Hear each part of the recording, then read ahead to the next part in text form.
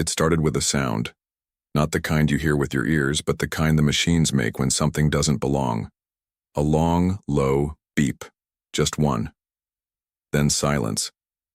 The duty officer on Station 6 barely noticed it. Deep space listening posts receive stray signals all the time. Static. Old beacons. Ghosts from the past, bouncing off rocks or distorted by gravity wells. But this one didn't fade. He turned toward the screen, his cup of steaming cav root still in hand. The readout showed a moving object. Slow, steady. A heat signature. Faint, but real. Object classified.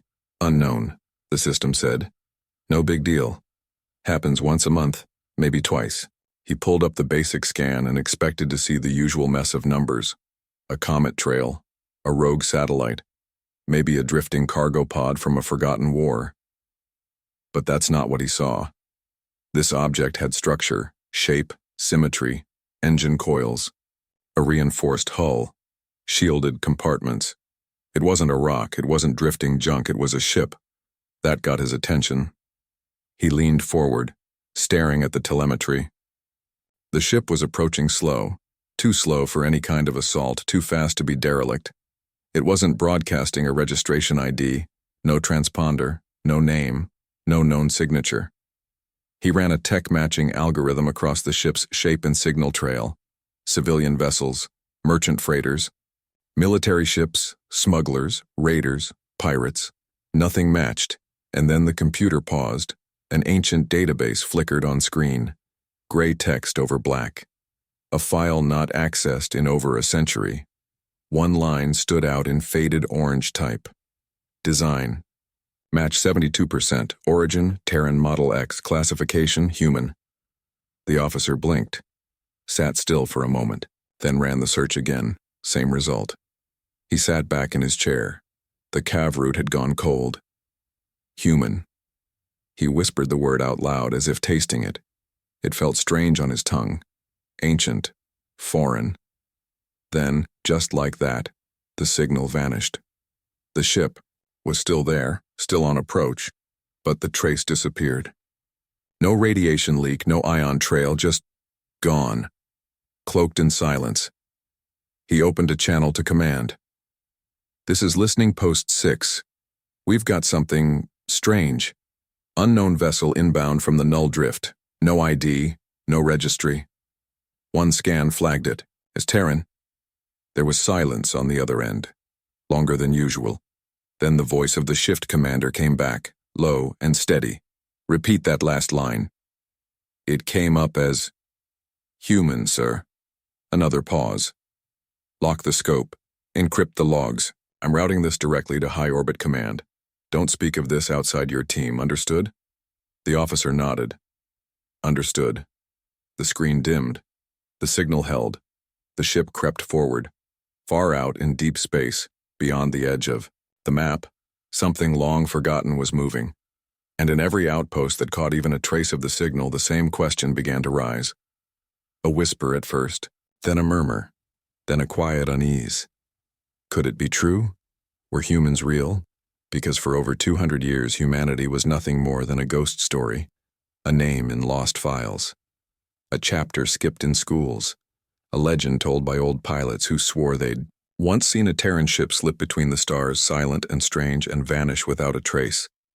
But the galaxy moved on. Species came and went. Civilizations rose and fell. And humanity? Humanity simply vanished. Until now. No one really remembers when the story started. Ask 10 people what happened to the humans and you'll get 10 different answers, if you get anything at all.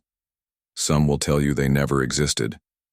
That human was a term made up by early explorers to explain strange wreckage found on dead moons or to scare children into behaving. Others will nod slowly, whisper about the archives, about the forbidden files hidden in the Council's secure layers, about wars no one was supposed to talk about things seen and then forgotten on purpose. But for most people in the galaxy, humans are just a word, a myth. The name for something that used to be, The last confirmed sighting, if you even believe the record, was over 206 years ago. A deep space patrol reported a brief contact with an unknown vessel near the Vale of Yen. No visuals. No communication, just a flicker on the sensors and a warp signature that didn't match anything on file. The ship vanished into the dark before they could even turn toward it. When the crew returned, their report was buried. The commanding officer retired. The logs were reclassified. Years later, a junior officer on that ship told a friend that he saw the scan with his own eyes. He said the silhouette looked like something out of legend. He said the file was marked Terran origin. He said that when he asked about it, he was told, "Don't go digging into ghosts, son." And maybe that was wise advice. Because the more you dug into human history, the less sense it made. They came from a system on the edge of nowhere, a small blue world orbiting a yellow star.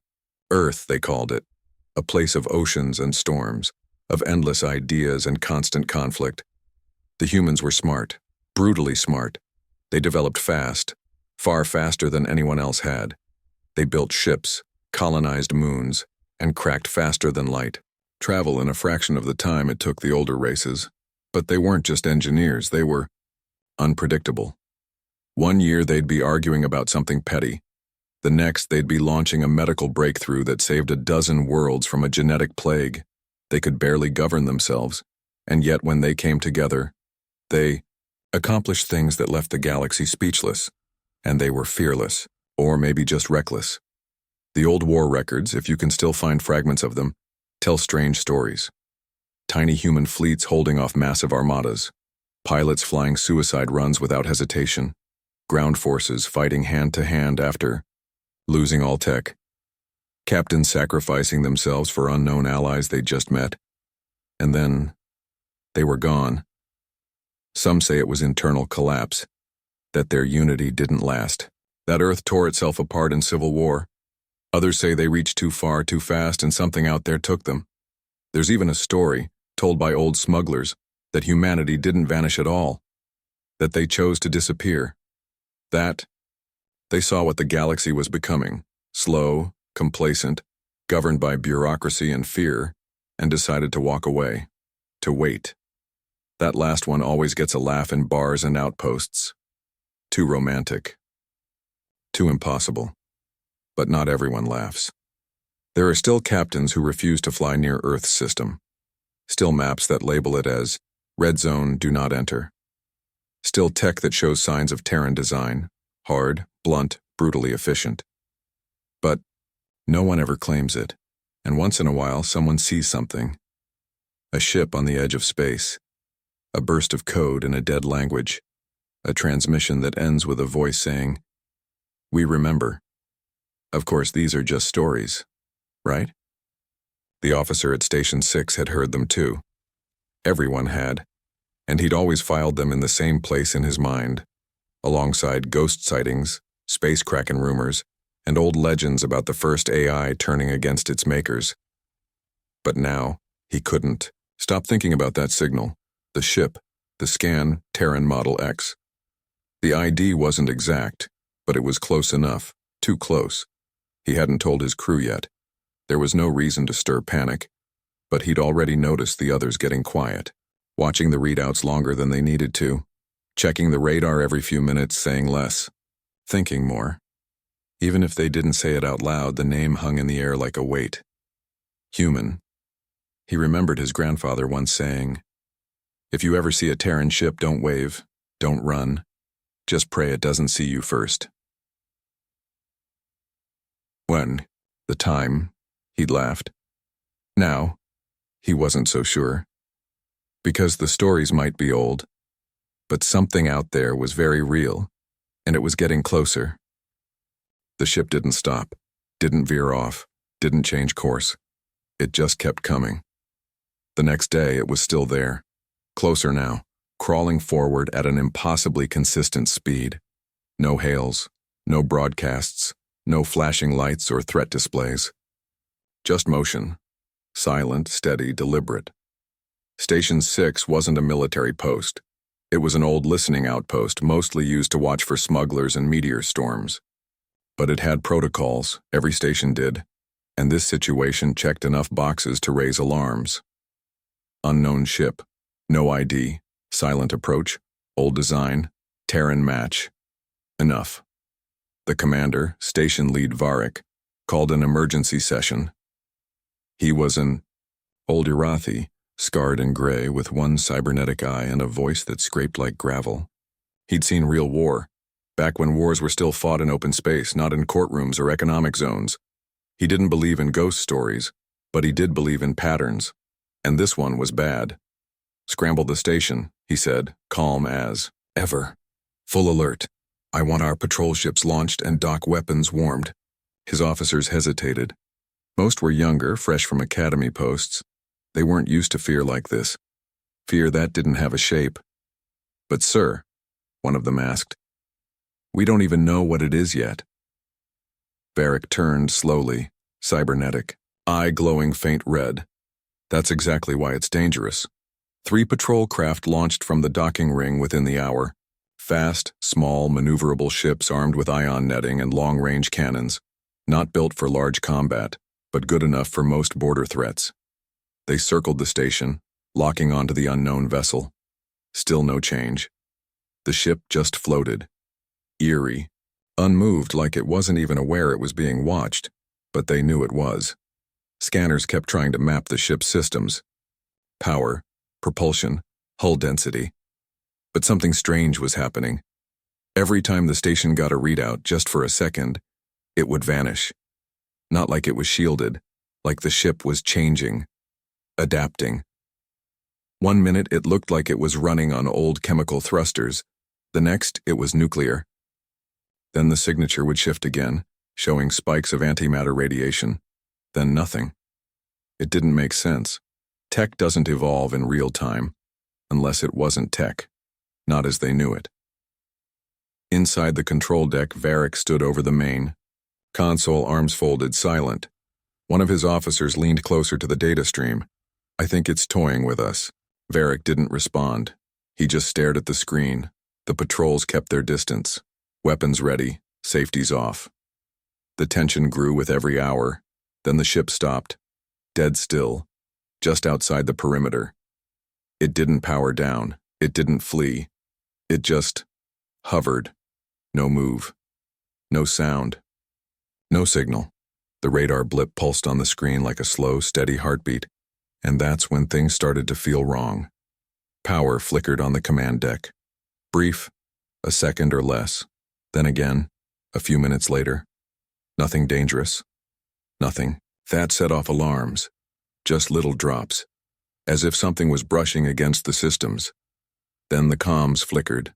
A voice. Just a whisper. Cut off. Incomplete. You hearing the white noise. Varric ordered a scan of the ship's emissions. Something, anything to explain what was happening. But all systems came back clean. Too clean. Sterile. Like the space around the ship wasn't just empty, but scrubbed. As if nothing could live there. Not even data. He called back the patrols. No point keeping them out there if something worse was coming. Then he gave the order. No one expected. Send a boarding party. The room fell quiet. "Sir, we don't know what's on that ship." Varric's voice didn't rise. "Exactly. I'm tired of staring at shadows. If it's a trap, we spring it on our terms. If it's nothing, we stand down." A small team of 5 was selected. 2 officers, a comms tech, 1 engineer, and a xenolinguist from a nearby research base who'd been rotated to the station for a language study project. No one asked the real question: what if they found a human on board? It had hung in the air since the moment the signal came in, but saying it aloud made it real, and no one wanted that.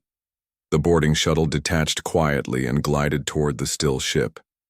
No resistance, no movement. The ship's outer hull was dark gray, matte and old, scored with damage but intact, like it had survived things no one wanted to imagine. When the team docked, the ship opened. No codes. No commands. The hatch just unsealed with a low hiss, as if it had been waiting. Varric watched from the command deck as the shuttle sent back its first images. Dark corridors, frosted pipes, low, flickering lights. A ship made for utility, not comfort. It looked human, not in design, but in feeling. Everything was rough, used, scarred, functional in a way that said someone had cared enough to keep it alive, even if just barely. There were markings on the walls, scratches, symbols no one recognized. Xenolinguists said they looked handwritten, by someone with a steady hand, and a reason.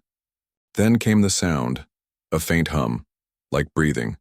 Machines, maybe, or something else. The comms tech tapped into the local data core, found logs, old files, corrupted, rewritten, overwritten. Then one audio file, untouched. Just one word, in an ancient dialect Terran, but not spoken by an alien, spoken by a human voice. The team didn't speak for a moment. Then they opened the final compartment and found the pod. Cryo sleep. Active, contained, labeled in an old Earth language. The man inside was still alive, and he was definitely human. They stood in silence for a long time, staring at the pod. Frost clung to the glass in thin veins, a reminder of how long it had been sealed. The lights on the side still blinked, slow, steady, alive. The kind of life support no one builds anymore. Ancient tech, but it worked. Inside the chamber lay a man, pale skin, short hair, muscular frame, even in sleep. A few old scars across his face and arms. He looked like someone who had fought and survived. But the strangest thing was how ordinary he looked. No alien features, no cybernetics, no high-tech neural ports or floating support drones. Just a man, a human. The engineer whispered, "This isn't possible." The linguist stepped closer, eyes locked on the name etched across the side of the pod in faded black ink. Capt. J. Rain, Captain, she said softly. He was a soldier. Varric's voice came in over the comms. Status? The comms tech answered first. Sir, there's a live cryopod on board. Subject is human. Repeat, human. Signs are stable. There was no reply for a full 30 seconds. Then, bring him in. Back at the station, the medical bay was cleared. The pod was moved with care, as if everyone feared disturbing whatever strange balance had kept the man alive this long. Doctors scanned the pod. The vitals were clear but confusing. His body was aged but perfectly preserved. His DNA showed signs of Earth origin. No known diseases, no known markers, nothing artificial. Pure and old, very old. Cryo-sleep had stopped time for him, but the world had kept moving. The debate began almost instantly. Some said leave him frozen. Study from a distance. Others argued to wake him, learn what he knew. If he was from the old Terran fleet, he might carry answers the galaxy had buried. Varric made the call. Wake him. The process took hours. The tech was old, delicate. One mistake and they'd lose him forever. Slowly, the ice receded. The vitals climbed, muscles twitched. Then the man's eyes opened, blue, sharp, alert. He didn't scream. He didn't panic. He just looked around, as if he'd expected this. The doctor leaned in. Can you hear me? The man nodded slowly. Yes. His voice was hoarse, dry, but calm. You're on Station 6, Deep Space Outpost. You were in cryosleep. Do you know your name? The man took a breath. Captain Jalen Rain, Earth Terran Defense Command. No one spoke. The name hung in the air like static. Rain looked around. How long was I out? The doctor hesitated. Best guess? Over 200 years. He didn't react, just nodded once like he'd known. Mission status? He asked next.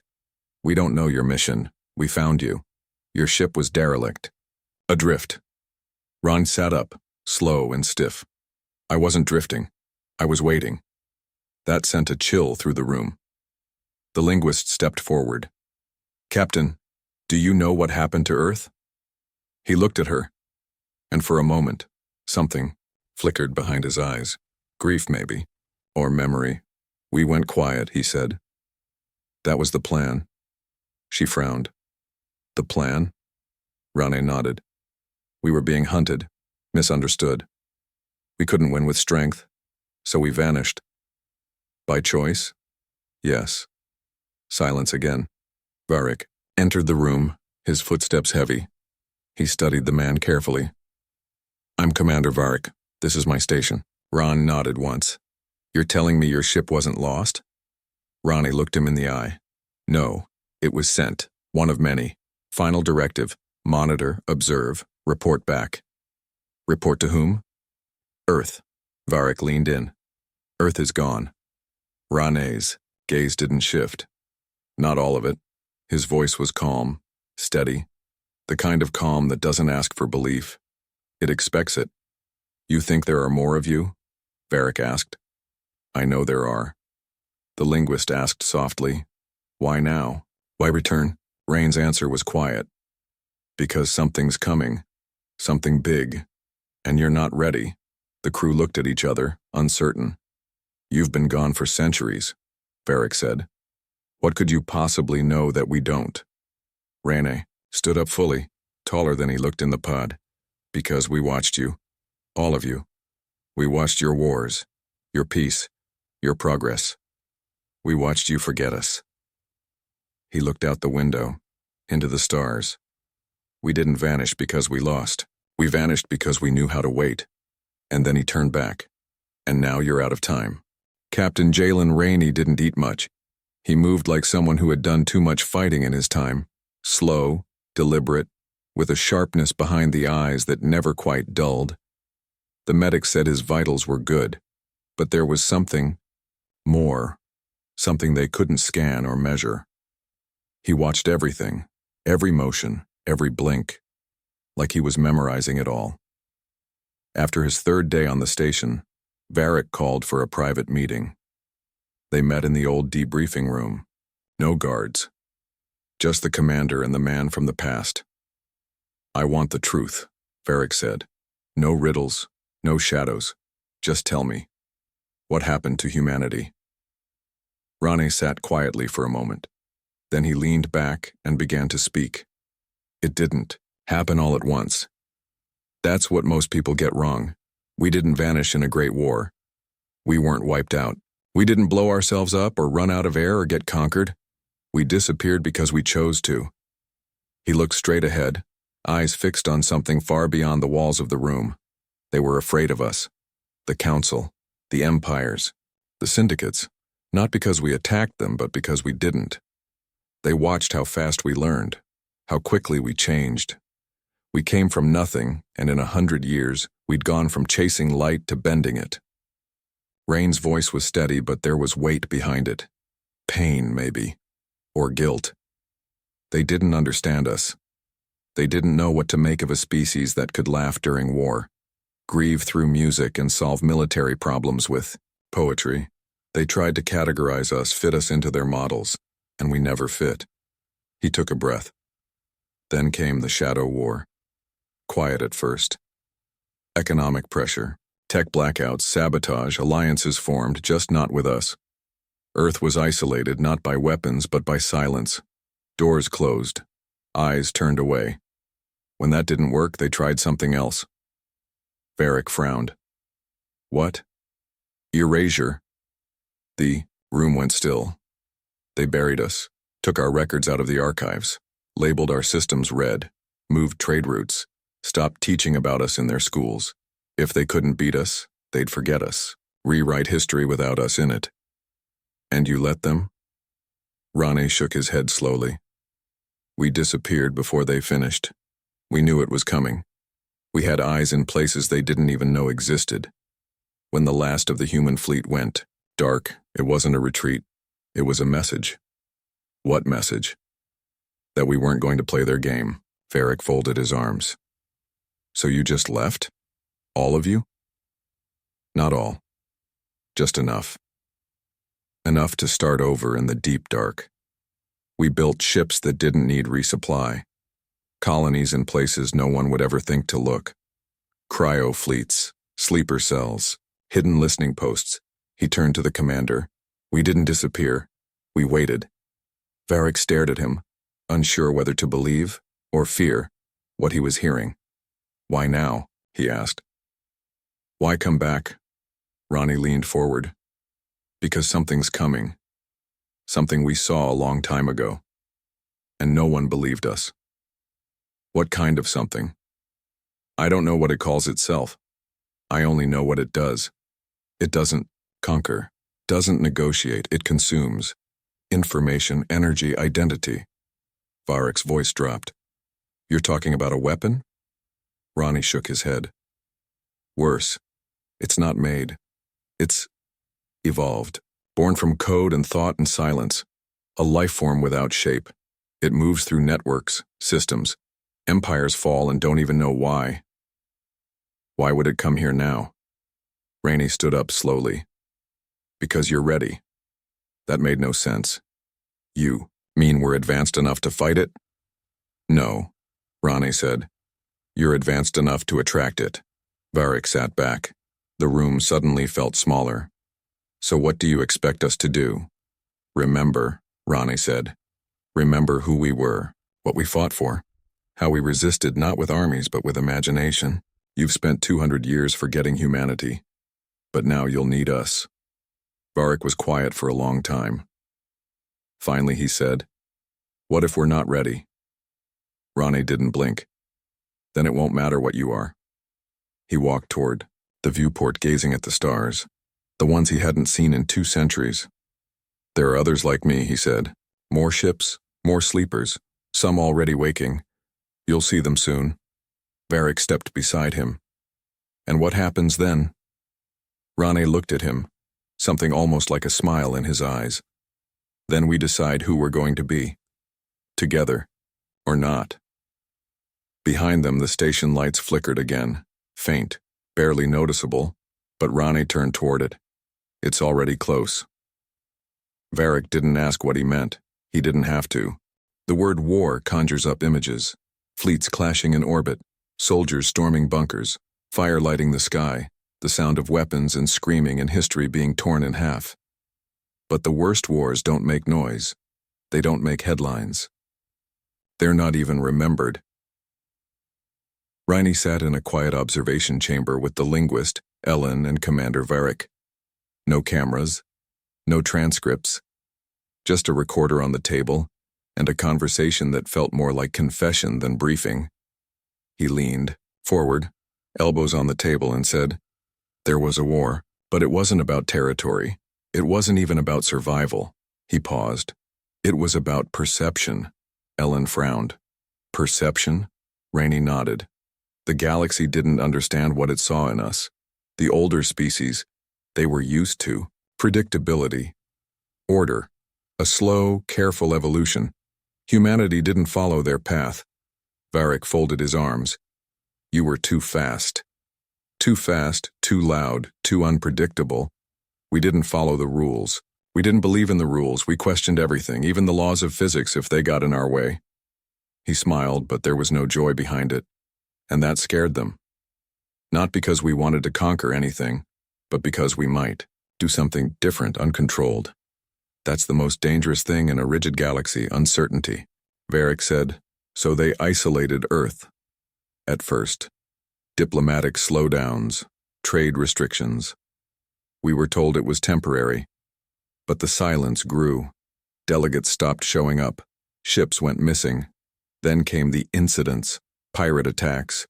Supposedly, but always targeted, always precise.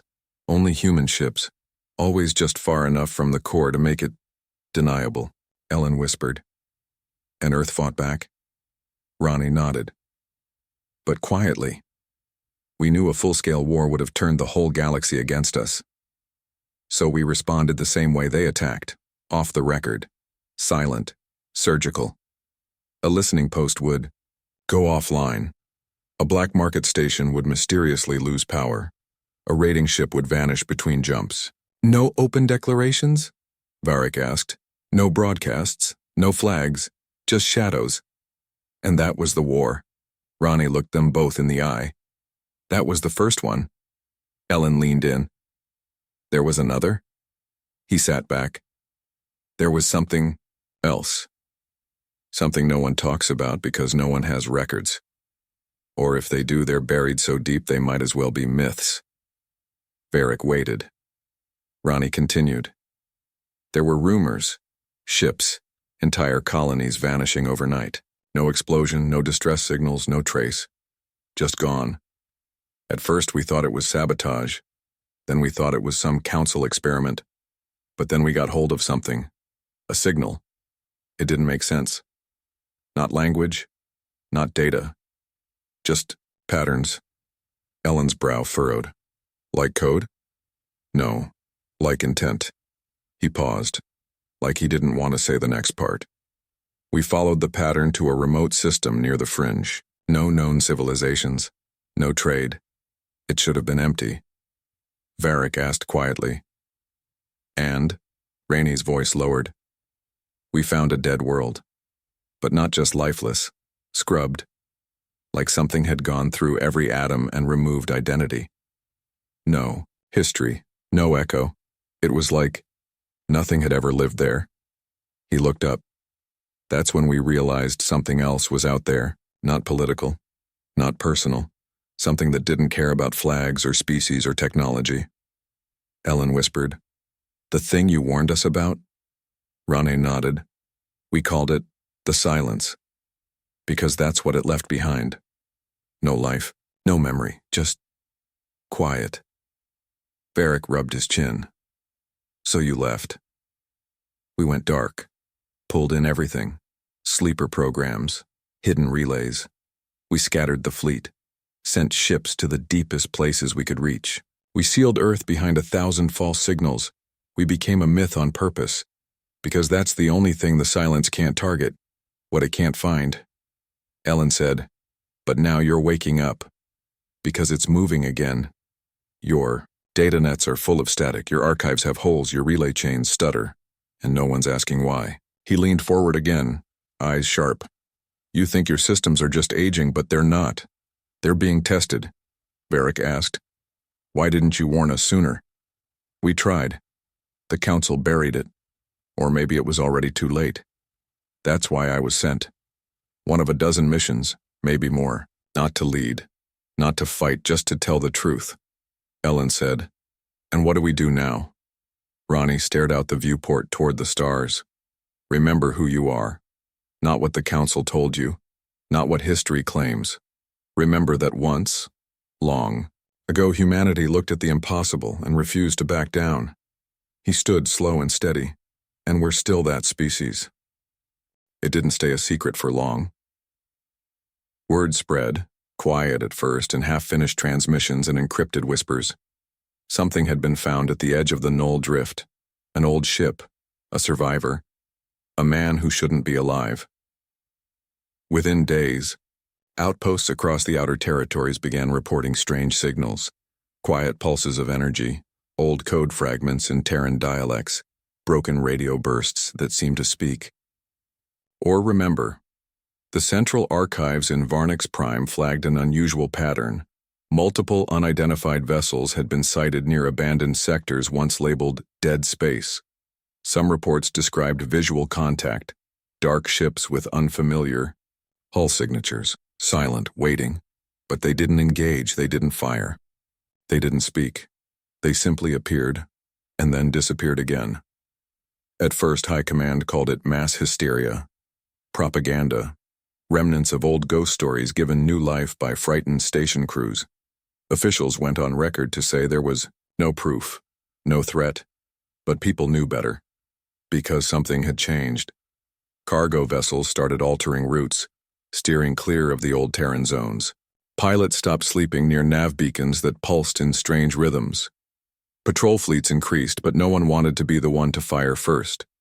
And on more than one world, the name human began to return.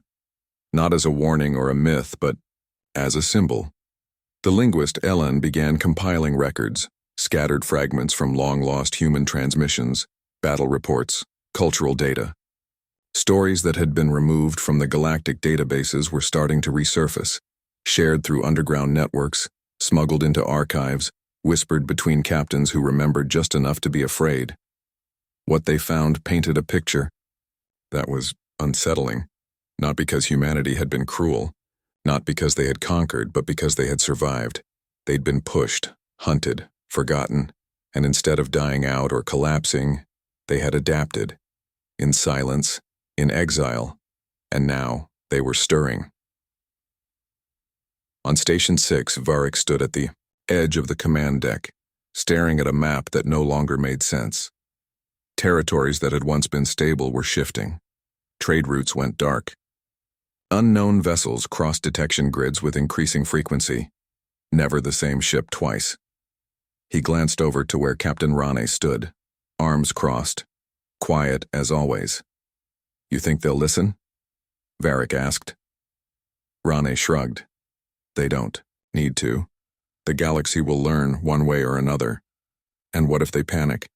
They will." Varric studied the glowing lines on the star map. "We've spent 200 years pretending humans were a myth.